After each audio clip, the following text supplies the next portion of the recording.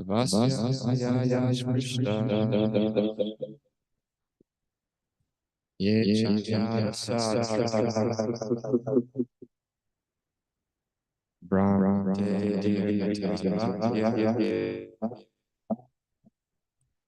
Atmani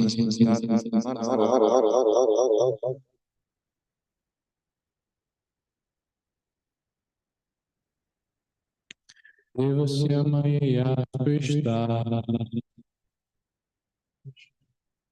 Ye Chanya Rastashrita Ramyate Tadvakya Atmanyupatam Manoharo.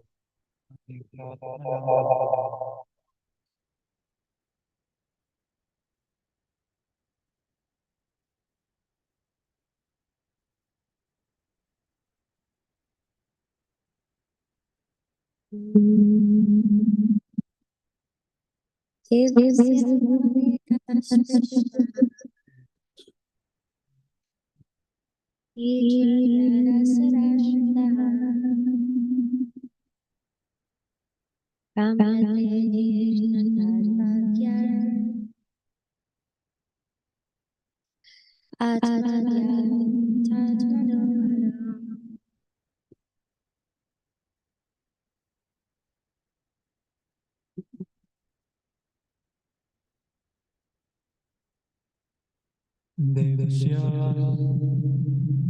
of the personality Maya by the influence of the external energy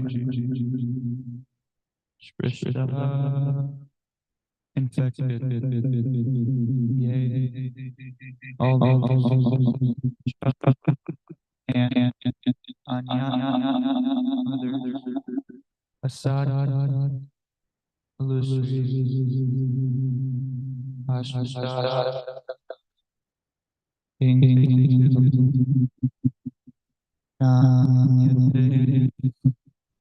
he will be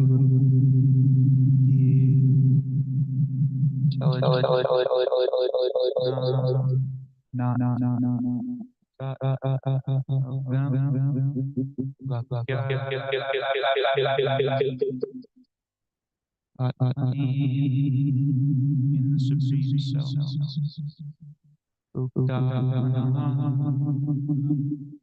Surrender to the Translation.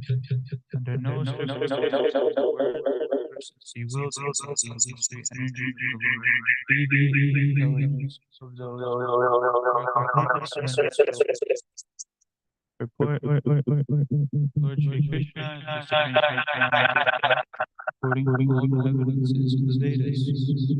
He is accepted by all including Acharya. But when he was present in the world, different classes of man acted and therefore the calculations of the Lord were also affected by him.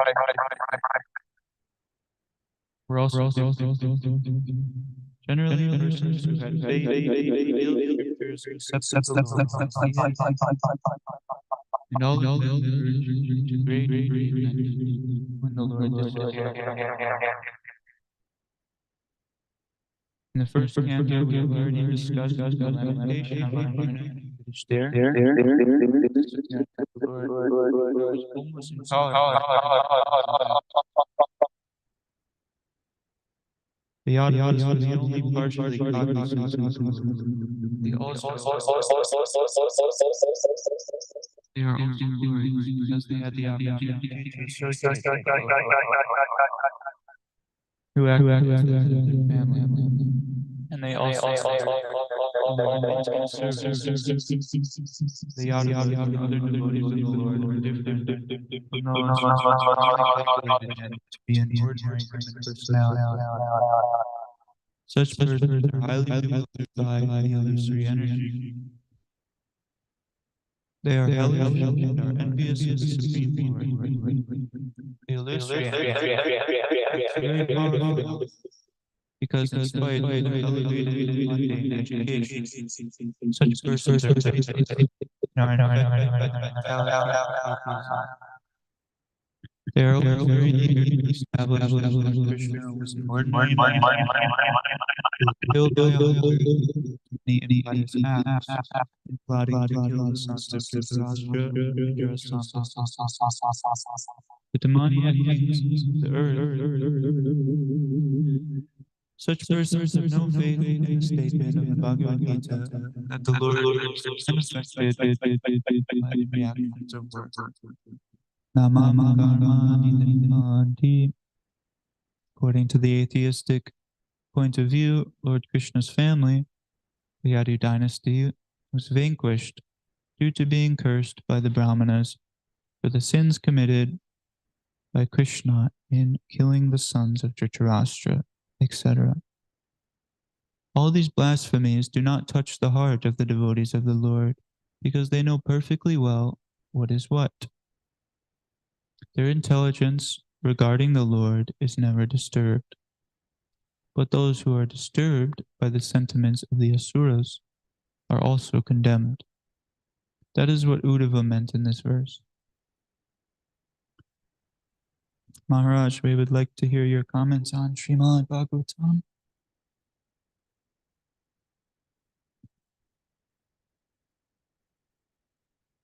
Does anyone have any questions?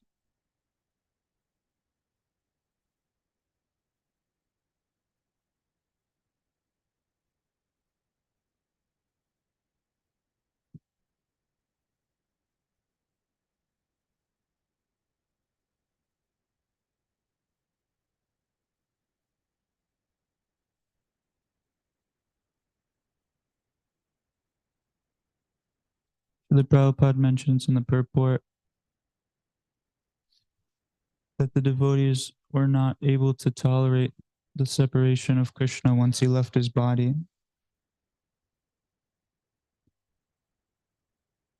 Vrindavan Das Thakur mentions that, in fact, the devotees who are going through loving separation of the Lord, this is the only thing that's actually maintaining their lives. And although it's very difficult to understand, this is said to be the highest ecstasy of love for Godhead. It's much, if you think about it, if you became very dear to somebody in your life, you were best friends with them, you put your trust in them, and then all of a sudden they left you, and you know that you'll never see them again. This is a pretty hard situation to go through.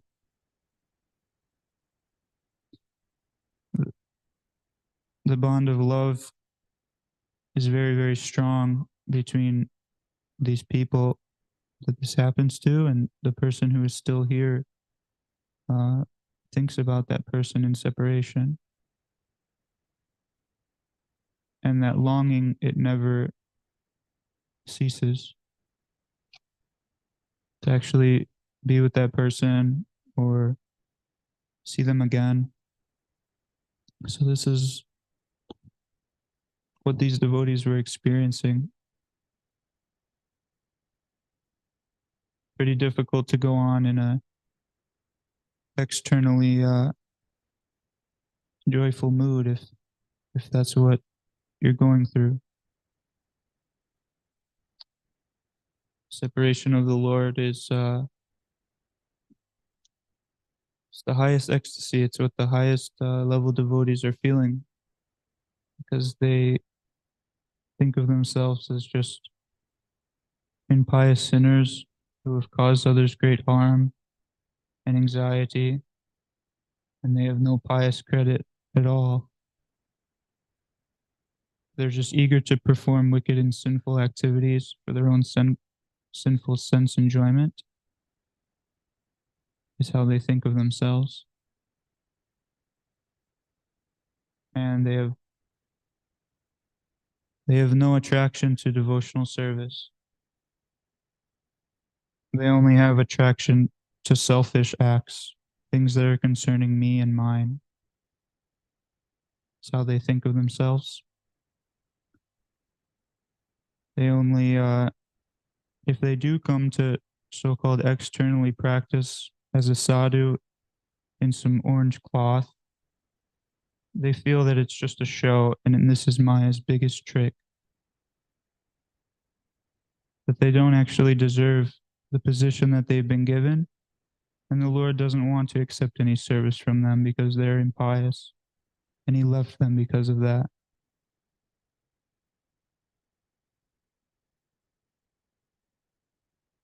So this is what Bhaktivinoda Thakur describes that he was feeling in Sharanagati. One of the prayers that he says in this compilation. And even though this devotee is very, very exalted, this is how he thinks of himself. It's hard to understand the Uttama-adhikari. Somebody who's actually advanced in spiritual life cares more about the needs of others than himself. He's trying to think of God, but he knows he can't. Thinks himself never able to think of the lotus feet of the Lord. And he just thinks of himself as a disturbance. And we can tell sometimes the advancement of devotees and how much they're just doing things for themselves. They have no consideration for anyone else around them, and they're just going to, somebody has no consideration for the others around him, and he's just going from one thing to the other for his own sense enjoyment. In the guise of a devotee, needs to be worked on. We should be respectful to everybody. We should always be cautious of how we impact the environment around us and the other sadhakas around us, and are not just causing a disturbance, saying that in the excuse of making spiritual advancement, I'll just disregard everyone else around me and just make a disturbance in everything I'm doing. I need to work on that. This is how they think. They're just useless, pretty much. And even though their love for God is so great, they've given everything to Him. They try to put Him first in all of their activities, and this is the mood of love that they're being given. This is the reward for that. So that's nice.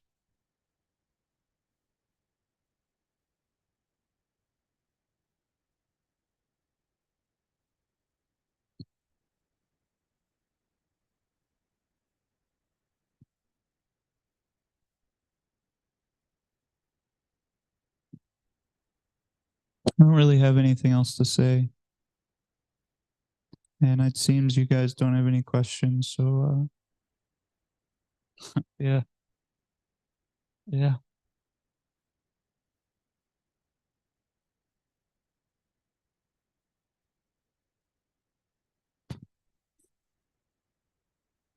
Krishna.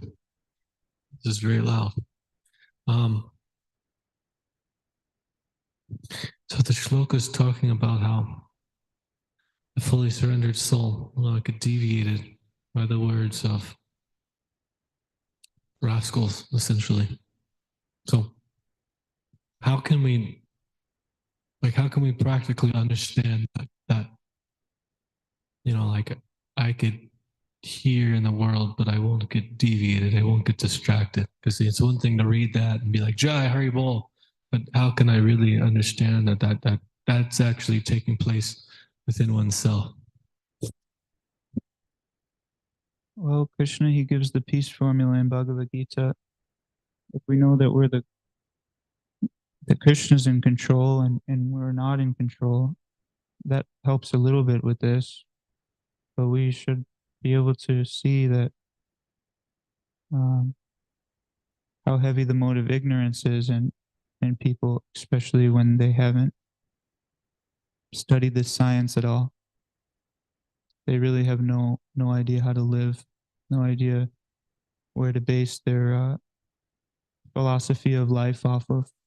So they're just making things up and speculating and coming to false conclusions on whatever the mind is telling them, and whatever basically gives them nice sense gratification, they make that their philosophy and say that that is spiritual or that is the way to live because it makes me feel good. So yeah, we can understand it as a product of ignorance.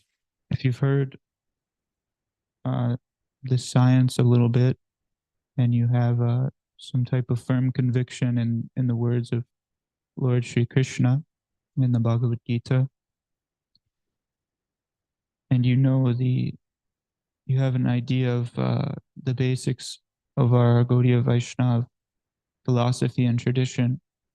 If somebody and you're convinced that Krishna is the supreme personality of Godhead because you've seen that when you follow this path, Krishna reveals himself to you.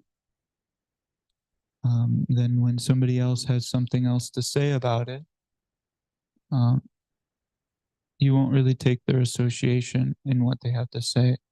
Because, like, who are they to tell you anything when you've been learning from these teachers who got their information directly from God? You know, they have no clue about any of that. So they just, there's some ignorance there, but it definitely doesn't mean we should be calling them rascals or nonsense. It definitely doesn't mean that we should be putting down whatever they're saying just because they haven't started practicing the highest thing in life yet. There's no way that we can develop love of God if we don't follow the instructions that Lord Chaitanya Mahaprabhu gave to us. And one of those principle of 8 instructions is Trinadapi Sunichina Torarapi Sahishnuna. So if somebody has developed humility, he's not going to go about life just calling people rascals and when they want to tell their philosophy of life to him. If somebody has developed any humility, he's going to view everybody as his teacher and he's going to think of himself as knowing nothing. So maybe Srila Prabhupada was able to call people rascals, but he was Jagat Guru of the entire universe. He was in a position where he was a very strong preacher, very learned. He could defeat anyone.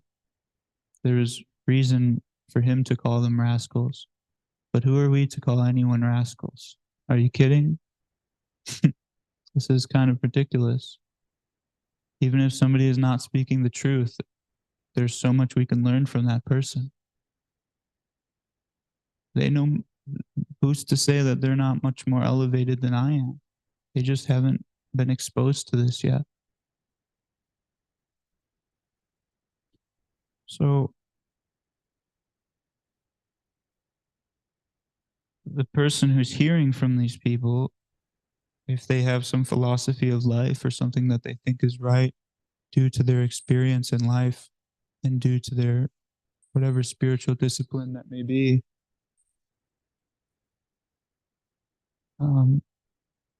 to just write that off because they're not practicing the highest thing is pretty puffed up. And but also the devotee who has heard this science sufficiently, he can connect everything back to Krishna. So whatever this person who is maybe not correct in their they don't have the highest conclusion of life yet, maybe not sharing that. the person who is listening, who has heard this and is a devotee of Lord Krishna, he can take whatever that they say is true, that is in scripture, and he can fan that spark, even if it's just the smallest spark, even if they just say one little thing that is actually correct and everything else they say is complete garbage. Like it doesn't make any sense. Like the guy this morning, you know, that we were hearing about in Lilamrita. Like I was thinking, is English my first language? Like I didn't understand at all what this guy said, just bewildered completely. This word bewildered. The But an expert preacher in Krishna consciousness doesn't tell people, um, you know, if you meet somebody and they just are telling you that you're nonsense and you don't know anything, and you need to follow what I say, what what value is you saying that to him? Why would he take that for anything? What makes you like Mr. Holy to be able to tell him this? You haven't shown him that you're special in any way. You haven't, proved yourself for him to trust the knowledge you have to give. So if somebody presents something, this is what I've learned in my life, and this is what's really helped me along my spiritual path, and now I've become so serious. Krishna has put me in contact with a devotee of the Lord. To just shut him down and tell him that he's a rascal or whatever is pretty foolish the way I see it. And I don't think any devotees can be made by doing that. You have to be with them, and you have to kind of hold their hand rather than just like kick them to the dirt and say, they're basically wrong. That's a very common thing this day and age. Nobody wants to be told what to do. And I mean, everybody has their own way of looking at things, especially before you accept any type of teacher or authority in life, and you still have so many questions. So they can teach us so much by sharing what they've learned in life. And we can relate that back to Krishna, and we can be able to pick through and sort through it. It's almost like finding a needle in a haystack sometimes, but everything that every soul has to say, like every person is so valued, whether they're in ignorance or passion or goodness, or they're a great saintly person or they're a great sinner. They're so valued. The next day they could completely turn around. And if somebody understands that the Lord's plan is much greater, we may not understand his plan or how much greater his plan is. But if we can see that he's doing so many different things at once, and that there's reasoning behind everything, for every action there's a reaction, the law of karma, and especially when we're talking about devotees who become dear to Krishna, um, it's all transcendentally, there's reasoning behind it.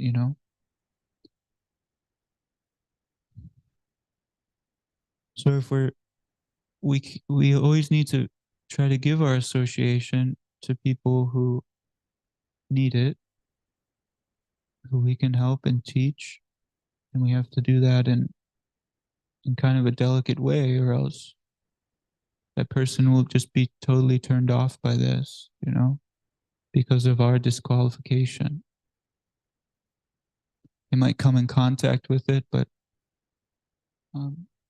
they have like one chance, really. They've come in contact with a devotee. It might be their only time in their life. And if we're unable to present the science to them in a way that's attractive and it just feels like they're being bombarded and ridiculed, chances are this person isn't going to come back. And we need to learn to present this Krishna conscious lifestyle in a way that we're actually giving them a higher taste than what they're experiencing in the material world, which is sometimes difficult to do. That's why it may be very easy to go to Vrindavan where devotees are very more advanced. They can actually preach successfully because somebody comes in and they see okay, I want to see some mundane, attractive form, but I see the Lord and this is done so nicely. Why would I want to look at this, form of a woman or a man? This is like the most beautiful thing I've actually seen. This mundane sex attraction seems completely pale in comparison. It doesn't even hold a candle to the Lord. But if you're bringing somebody in off the street and you're telling them that this is the Lord, and it's just like the environment is just filled with ignorance and it's not actually that attractive to them, that's not going to get them a higher taste, that they're not going to actually be able to have that vision because they're materially contaminated. If they have an attraction for hearing nice music,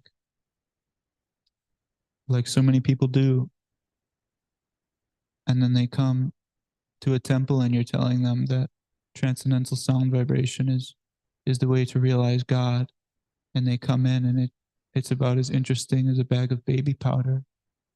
How are you going to convince them to give up mundane music and that this is non-different than God? They have no taste for the holy name.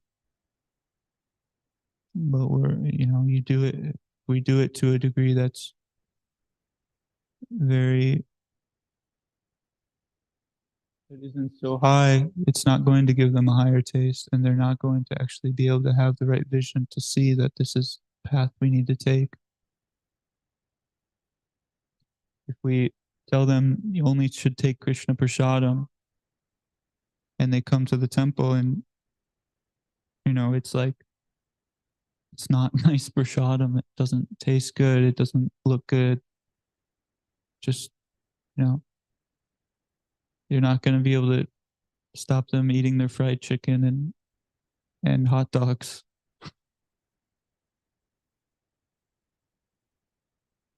If you're telling them principles and you're saying cleanliness is next to godliness, and they come into an environment and it's like just destroyed and it's like dirty and stinky, and how are they going to believe you?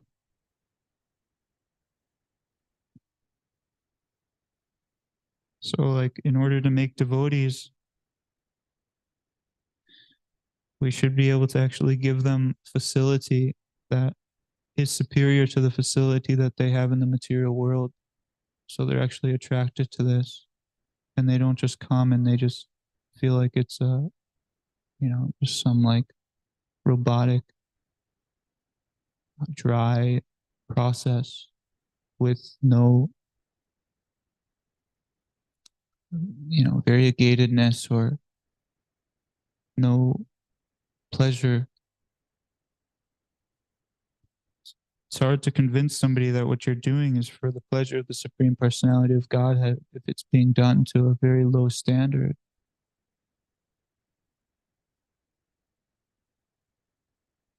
But if even if that person who's trying to present it is doing it to a very low standard and they're very convinced themselves, they're not going to be deviated, just because that person didn't take to it, or that, there's difficulties in presenting this in a palatable way in the specific time, place, or circumstance.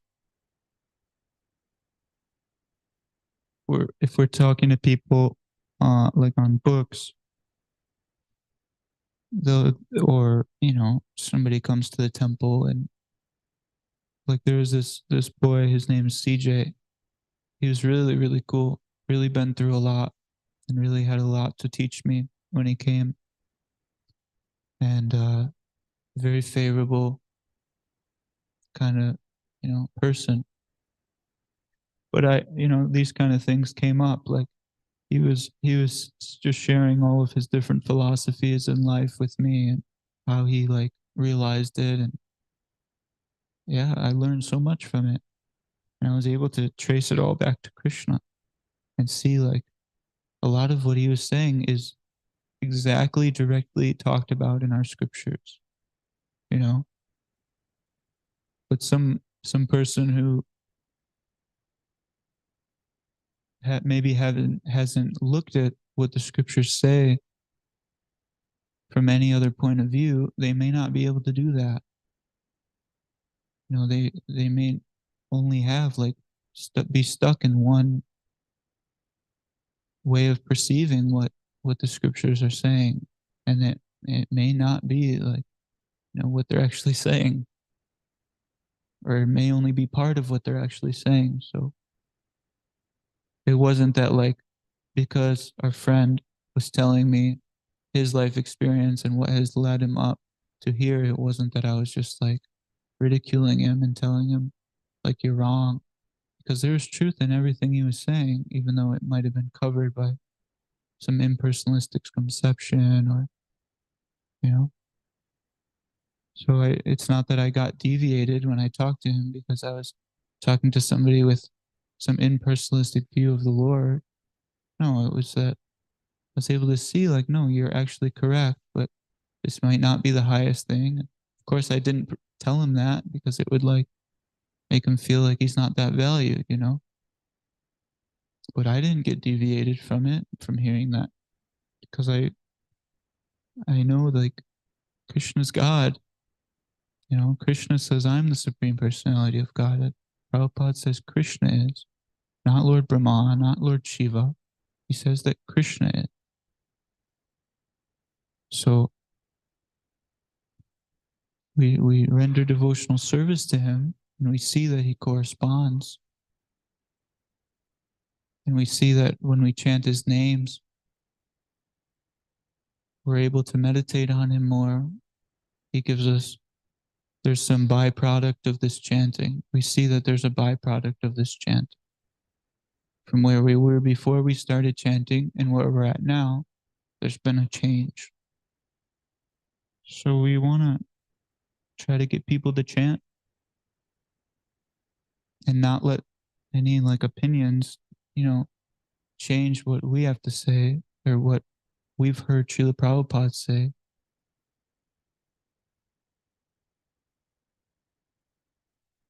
Like I could listen to somebody tell me that Shiva is the supreme personality of Godhead, but I know that this is not the truth. This is not what Srila Prabhupada says. If they can show me where Srila Prabhupada says that Krishna is not God and that it's Shiva, then maybe I'll believe them.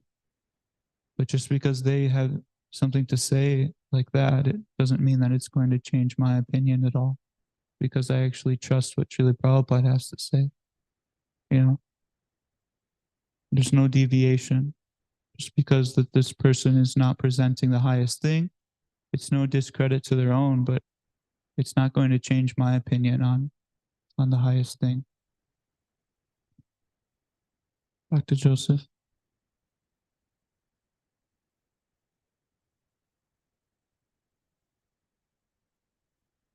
Krishna Prabhu. Oh. I had a question about you. You're talking about the topmost devotee, and so the differentiation between this second stage and the topmost devotee is that the second stage devotees, he has to discern between these atheistic persons. He has to like protect himself from these like agents of Maya. And I've also heard, this is what's bewildering me a little bit from what you're talking about. I think it's just kind of way beyond where I'm at. But I've I've also heard that the topmost devotee comes down a level to preach and to meet people where they are, and to how can those two things be true simultaneously? Well, the Madhyama Adhikari, the middle level devotee, the Madhyama Adhikari, middle level devotee, he's learned to make distinctions and be able to see from people's behavior and their actions and their words where they're at. So he can see that there's innocent people who more or less they're not inimical towards the Lord or the Lord's devotees, and they're more or less just innocent. They're in ignorance because they haven't been told. And then there's people who are like blatantly against the Lord. These are the asuras. A lot of the asuras are busy propagating the non-truth, and Krishna talks about in the Bhagavad Gita the difference between a saintly person and a demoniac person in the qualities that how he lives his life, etc. The Uttama Adhikari, the highest level devotee,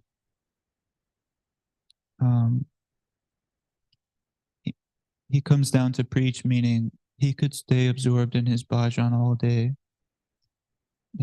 by himself, or with other devotees, what you have it, and he's completely satisfied in that, and he knows Krishna pretty practically. He's very learned.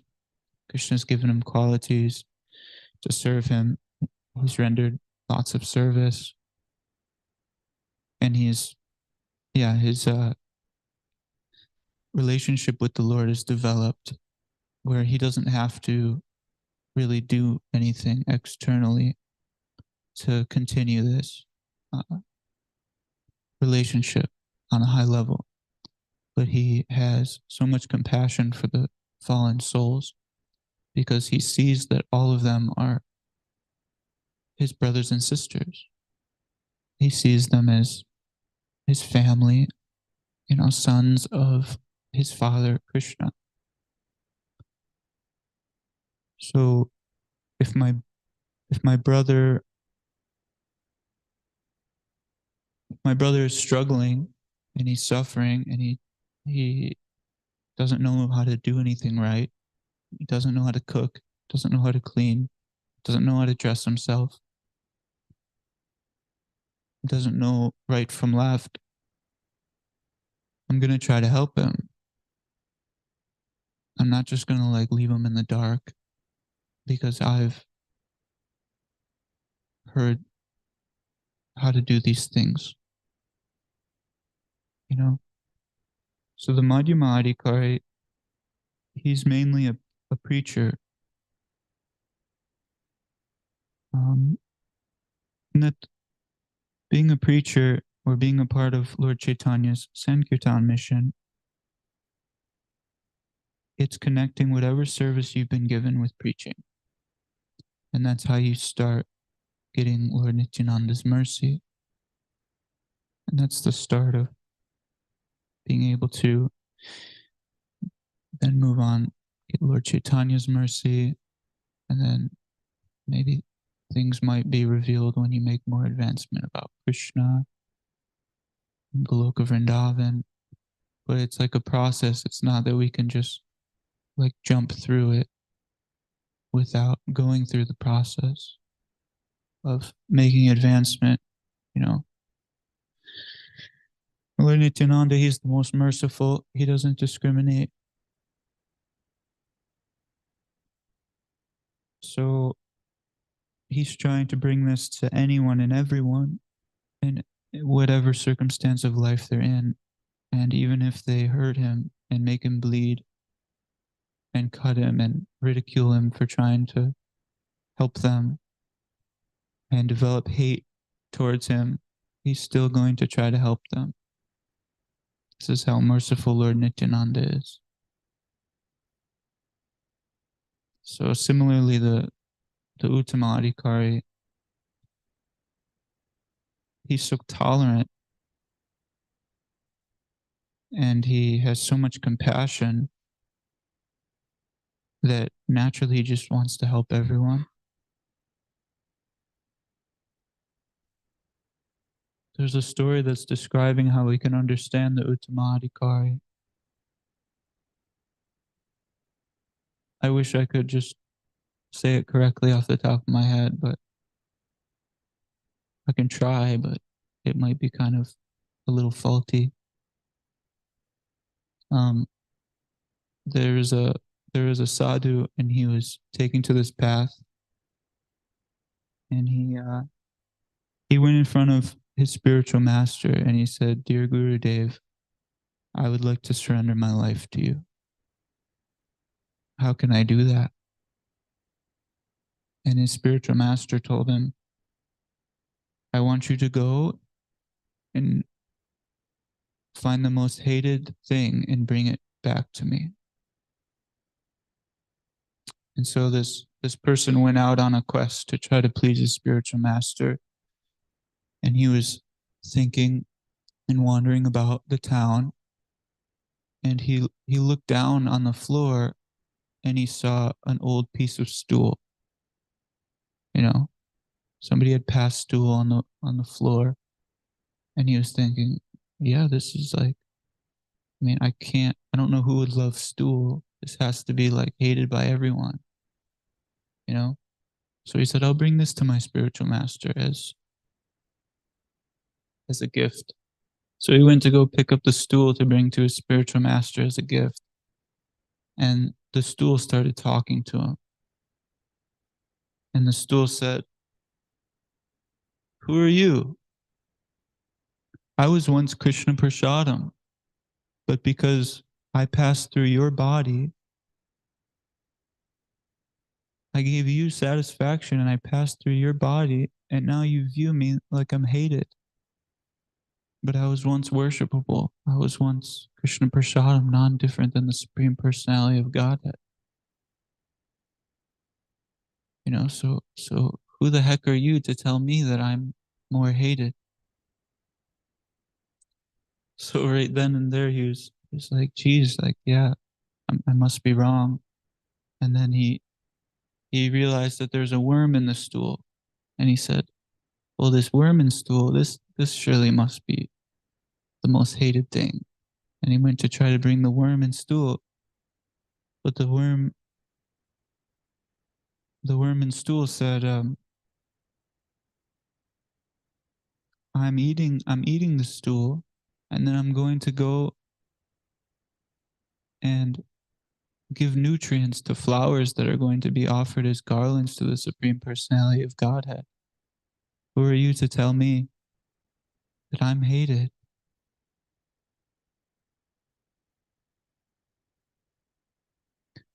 And then there's another part of it that I'm not quite remembering right now, but he came to the conclusion that actually he's the most hated person. And he went in front of his spiritual master and he said, "Dear Gurudev, I can't find anyone else that is more lowly and hated than I am.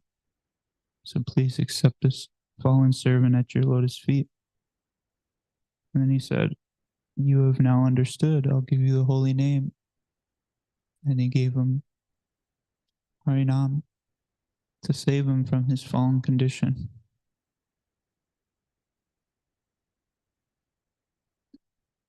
So understanding like Krishna, he's doing so many things, and there's so many, hidden things that we can't understand at all.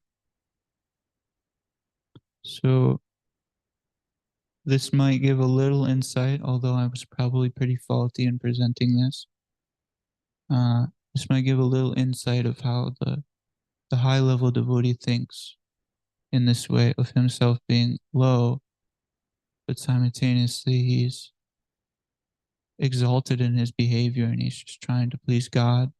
He still can see that, there's all of these things that are in my heart that I'm working on, or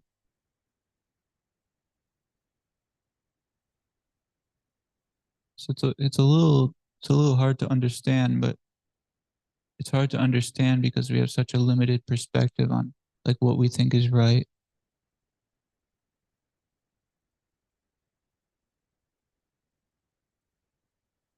So although his behavior may be very exalted and his action is very exalted, internally he feels the opposite, and then he's just trying to help all of the other people who he's just seeing their good qualities, you know.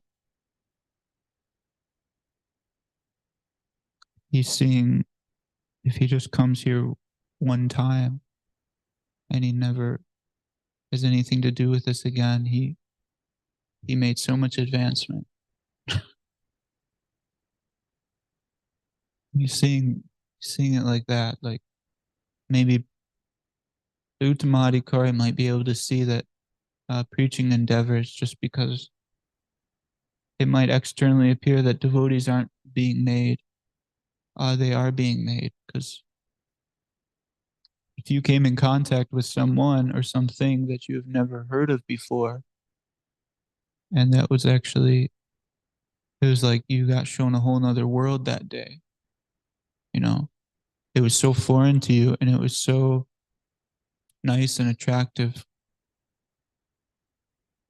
Um, Even if you don't go back to it, you're going to remember it, you know, it's going to make a big impact on you. It's going to certainly change your trajectory in life a bit just from walking through these doors, you know, or just by chanting Hare Krishna one time. If we can get somebody to chant Hare Krishna one single time, then all of their sins are eradicated from millions and millions of births. Of course, if they keep going on sinning, then, you know, it's not that they're just like saved from it because they chanted that one time. But so this is how the Uttamadhikari can stay so enthused in preaching, even though it might not externally be yielding results in the way we want to see the results. He might, you know, Maharaj is so enthusiastic to get people to chant on Harinam because he actually understands the power of the holy name. And he actually understands that without any of these people coming in contact, without Krishna giving them the chance to come in contact with this holy name and these devotees, then this person is going to take millions and millions of births in the hardest environments, the most hellish worlds.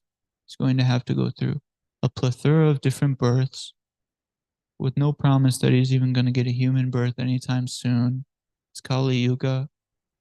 You know, it's close to the end. Things are just getting more and more degraded. So the Uttamadhikari, you can see like the power in the process that we're doing, no matter what the externals look like.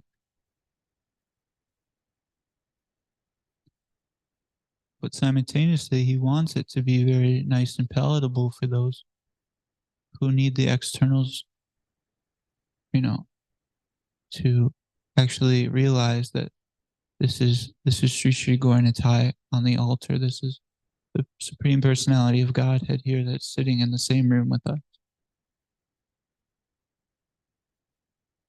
Some people might need that, you know, but when somebody has like practically followed the process and they've seen that by enacting the process and carrying out devotion and purifying my heart, I got purified. So they trust that the process it worked, and they want to give it to other people in any circumstance. And for that they want to come down off of,